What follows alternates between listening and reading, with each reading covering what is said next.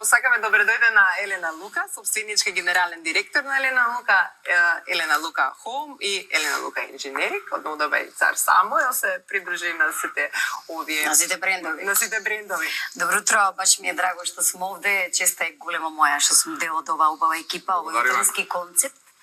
И само Панчо, како што кажа, докажавме колку ја почитуваме емисијата, утрински сме тука активни, така да, огромна почит кон вас. Да, благодарам.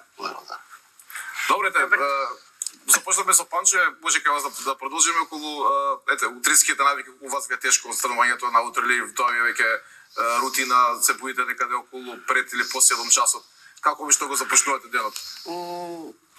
Па повеќе би кажала дека не знам, 20 на сати сум будна и немам проблем никаков со станување и со функционирање од сабајле.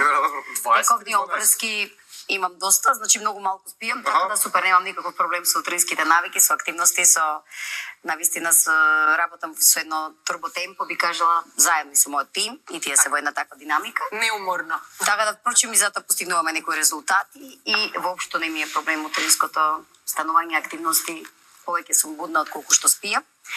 И затоа еве, тука сум на време. Так, од каде црпете енергијата? Кажавте активни сте 20 часа не се малку, само тогаш останувате 4 часа да се одморите, да се одспите, тоа во континуитет. Добро, еве, тоа е мој биоритам и навистина е така. Значи, активно работам, не знам, мотивацијата ми е пред се во луѓето, во вас, во инспирацијата и музата ја црпам од таму, во создавање на некои нови резултати, нови проекти, убави нешта, творештва и мислам дека самата активност создава уште поголема потреба за креација и создавање на некои други проекти.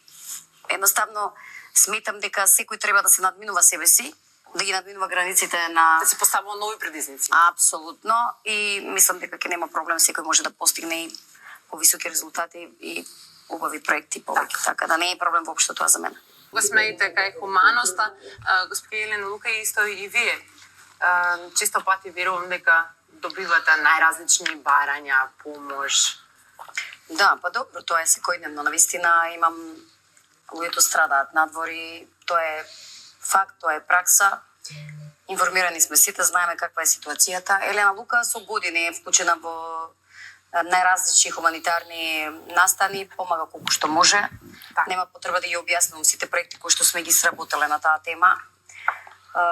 И нормално трендот е да продолжиме и понатаму, затоа што тоа мора да биде дел од една суштина на битисување на секоја компанија која што треба да биде општествено одговорна, пред се да се грижи за целата заедница, за целата држава и онаму каде што имало проблем, дали е од аспект на здравство или од било кои други причини, луѓе кои што не успеале да се снајдат во ова тешко време, треба да им помогнеме и сите заеднички да делиме таа енергија, затоа што само тогаш таа се мултиплицира и може да донесе сериозни резултати и позитива за целата заедница. Така, од неудобно те бевте дел од Виенскиот бал, кој што е исто така хуманитарен, тие средства беа донирани за еден млад човечки живот, кој што сега го зрастена му беа потребни дополнителни средства.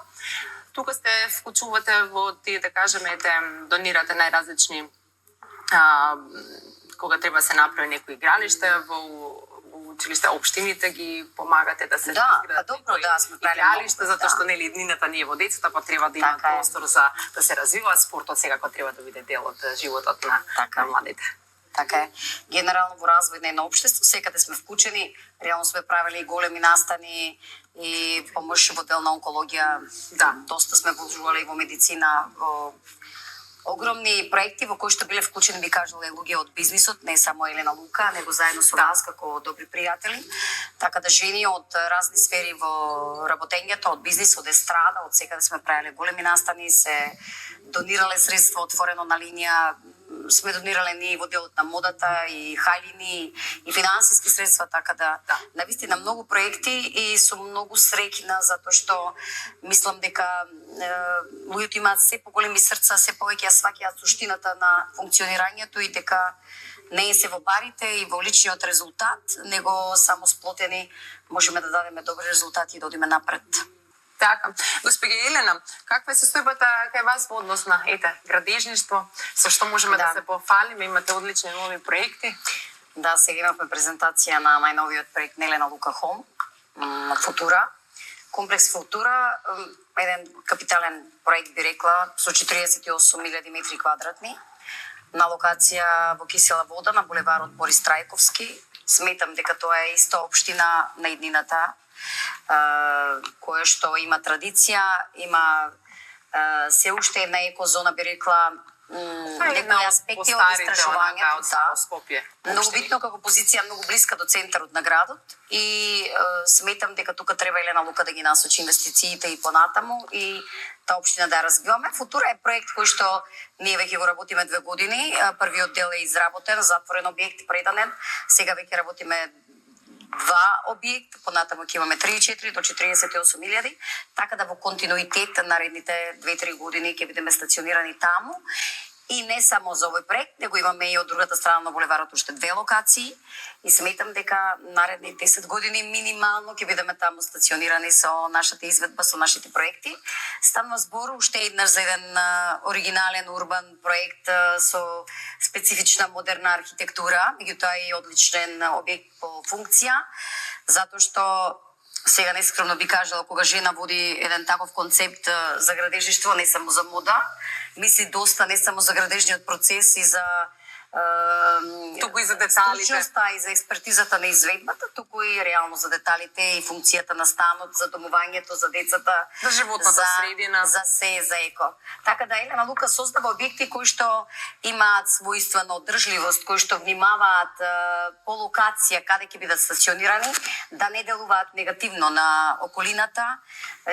Така да Футура е сместен во една сериозна инфраструктура во околина, каде што можете да ги најдете сите потребни локации за едно нормално живење и каде што има многу маркети, школи и се што е потребно за нормално, да, буквално се во срцето на општината, а при тоа да бидете 5 минути до центарот и до плоштадот на Скопје. Така да ова е нашиот најнов проект, иако работиме во Железара, исто одлична еконаселба со најголем парк.